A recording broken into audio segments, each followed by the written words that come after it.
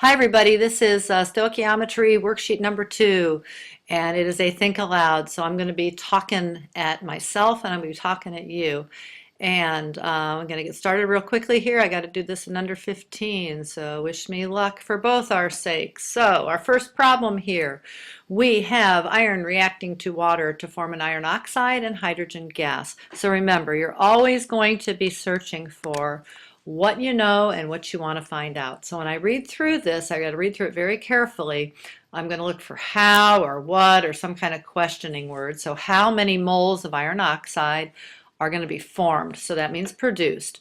And so what I'm going to do is underneath iron oxide, I'm going to put question mark moles because that's the unit that we're looking for. Now, my given then is going to be this 525 grams of iron. So here underneath iron, I'm going to put 525 grams. We wrote these balanced chemical equations last chapter, so I'm hoping that you can do these. If you can't write this complete balanced chemical equation, if you're having a hard time coming up with formulas and balancing, please come in soon for extra help. Now, once I know where I'm starting and where I'm going, I can kind of just ignore the rest of the substances in this chemical equation. This particular problem is going to be a gram to mole calculation. Now, when I see a gram here, I know that I'm going to need 1 molar mass in this problem, and of course I'm always going to need a mole ratio. So the question would be, where does that mole ratio come in? Let's deal with that in a second. The first thing I always do is write down my given number and the unit and the substance. Number, unit, substance everywhere. And then I'm going to put a time sign and a fraction bar, and I'm going to think about this for a second. Do I put the mole ratio here? The answer is no. I don't put it here because I can't put moles on the bottom and have it cancel. So what I have to do to get to my mole ratio is I've got to put on the bottom grams of iron, and I've got to convert that iron to moles of iron. Now keep in mind these gram to mole and mole to gram conversions are just molar masses over moles. So grams per mole, not grams per 2 moles or 3 moles or 4 moles. We're not going to double our mass or triple our mass here. It's just how many grams is the molar mass for every 1 mole. So you're always going to put a 1 next to moles in a gram to mole or mole to gram conversion factor. And then right next to the grams, you're going to be putting whatever the molar mass is. So you look at the periodic table, you round to the 10th place, and iron is 55.8 grams for every mole. Now, you can see that we have moles on the top, and what that means then is we're ready to plug in that mole ratio. This is where we are now going to be relating the iron to the iron oxide that's over here. This is our bridge. So in order to get from iron to iron oxide here, we need to get rid of the iron down here. So on the bottom of our mole ratio, we're always going to have the substance that we are given. And I just put grams in there, and you don't do that with a mole ratio. This is going to be moles. Sorry about that. And then I would have noticed it when I canceled. Or sooner, which is an important reason to check your unit cancellation. Now on top, I'm going to put where I'm going, and of course I want to find moles of this iron oxide here, and so I'm going to put moles of Fe3O4 on the top.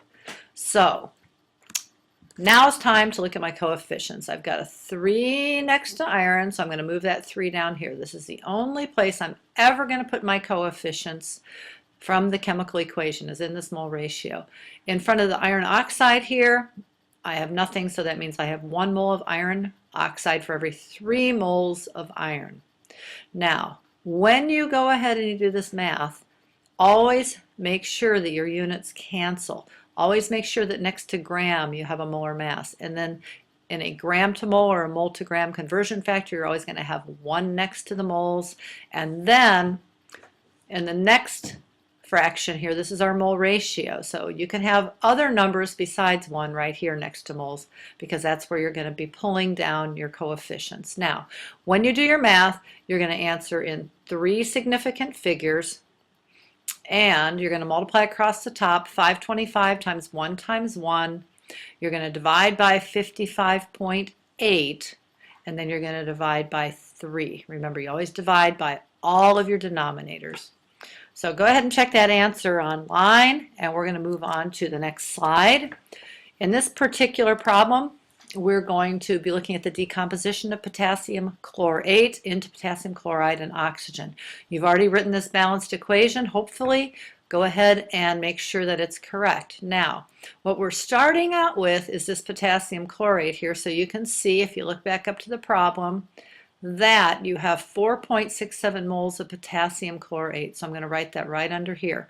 So if you don't know the difference between potassium chlorate and potassium chloride, this is actually going to be a little bit of a problem in some cases, so you have to be very careful here.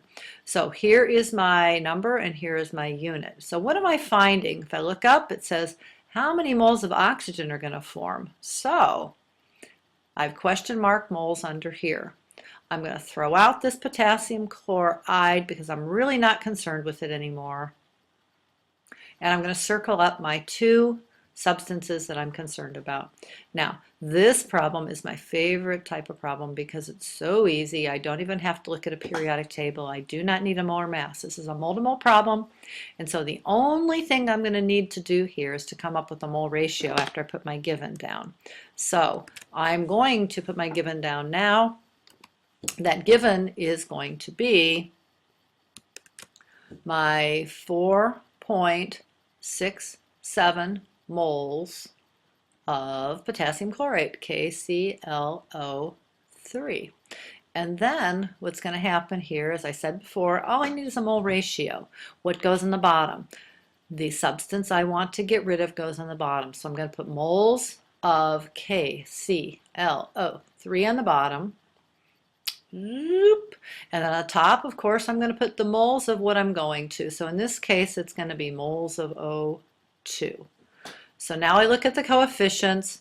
I've got a 2 next to potassium chlorate, so I'm going to fill in a 2 here, and I've got a 3 next to the oxygen. So it's going to be 4.67 times 3 divided by 2. I'm going to make sure to cancel my units so I don't make any mistakes. So I have roughly a little bit under 5 times 3, which is 15, divided by 2, which is going to give me 7 point something. I will need to have in my answer 3 significant figures, so make sure you round properly when you cut your sig figs to 3. Check your answer online. The next problem, number 3, acid-base reaction. In this particular problem, I'm looking for how many grams of magnesium nitrate are produced. Now be careful, because this is not magnesium nitrate, this is magnesium hydroxide. This is magnesium nitrate. So I'm wondering how many grams of this are produced from, so how many grams of magnesium nitrate are produced, and I'm given 8 moles of nitric acid, so I better know what that is. That's over here. So I have 8.00 moles of nitric acid right here. Now, in this particular situation, I'm going from moles to grams. Now, keep in mind, I've always got to plug in a mole ratio. So the question would be, once I put down my given, when exactly will it be okay to plug that in? So what you'll notice here is I'm already in moles. Well, if you start with moles, immediately you're allowed to plug in that mole ratio because moles will cancel moles. So your bridge is your first fraction. Now we're going to put moles of nitric acid on the bottom because that's where we're coming from. And we're going to, I better circle it. I'm going to forget where I'm going because I always forget where I'm going. I'm going to go to moles of magnesium nitrate on top. So here are my moles of magnesium nitrate on the top. Keep in mind, if you never were able to write these formulas, you better get it in gear because this is something that just is not going away. We haven't lied to you about that. So now it's time for your mole ratio. So I'm going to look at my coefficients. For every 2 moles of nitric acid, 1 mole of magnesium nitrate will form. Now, if I were solving a mole-to-mole problem, I'd be done. However, I'm not. I want to know about how many grams I'm going to get. So what I need to do then is to convert my moles of magnesium nitrate that I'd get here into grams. So moles of magnesium nitrate is what I'm going to have on the bottom so that it will cancel. And then on the top, I'm going to put grams of magnesium nitrate.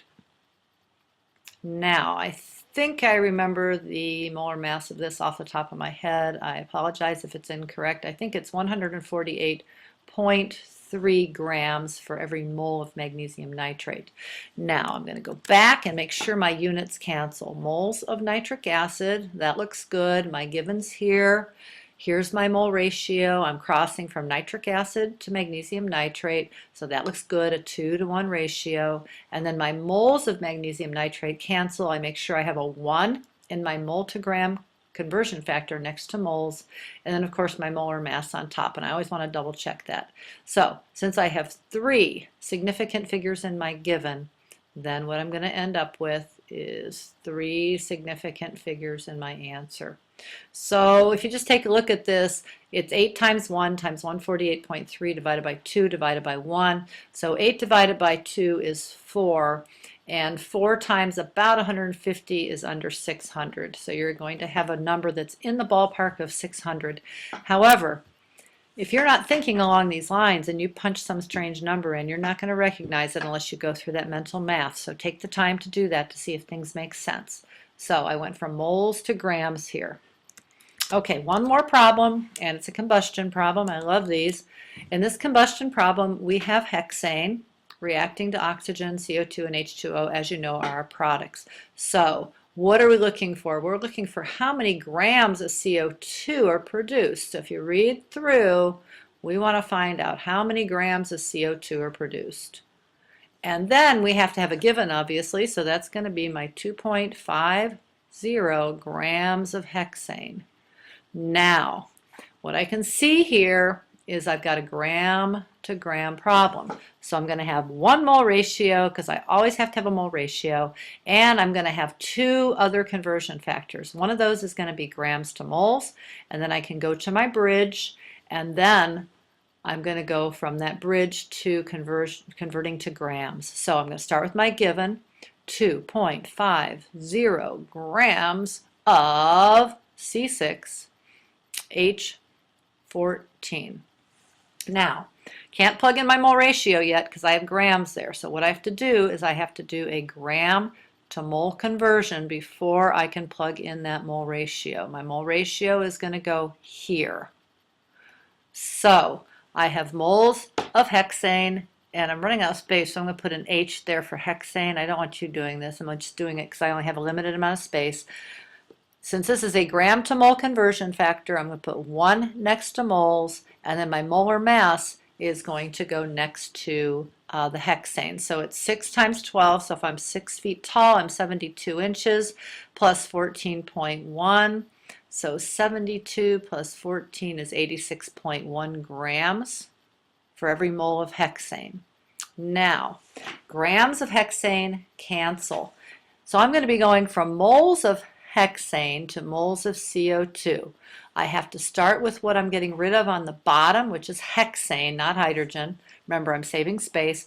And then I'm going to go to carbon dioxide on the top, and I'm going to bridge. So I've got to look at my coefficients. I've got 2 moles of hexane for every 12 moles of carbon dioxide. If you wanted to reduce this to 601, it wouldn't hurt, but I encourage you not to. Just keep it as it is so that when people look at it, they know exactly what you've done. So now we don't want moles in our answer, so we're going to have to convert to grams. Well, what is it that we're converting to grams? CO2, of course, because that's on the top of our bridge that we crossed over. So I've got moles on the bottom, grams on the top. This is carbon dioxide. 1 mole goes in this conversion factor because it's a mole to gram. I do not put in my coefficients here. My coefficients are reserved only for my mole ratio. And on top, I happen to know this one off the top of my head, I've got 44.0 grams of CO2. So in this particular problem, I'm not even going to try to do it very much in my head. Let's see, what can I cancel? I can make a 6 here. I can say 6 times 40 is 240. And if I multiply that by 2.5, I already lost track. So I'm going to end up somewhere in the hundreds, I think. So at any rate, I'm trying to save time, so I'm hurrying through this. I want to make sure my units cancel. Moles of hydrogen cancel, or excuse me, moles of hexane cancel. Moles of hexane, moles of carbon dioxide cancel, moles of carbon dioxide. When I do my math, it's 2.50 times 1 times 12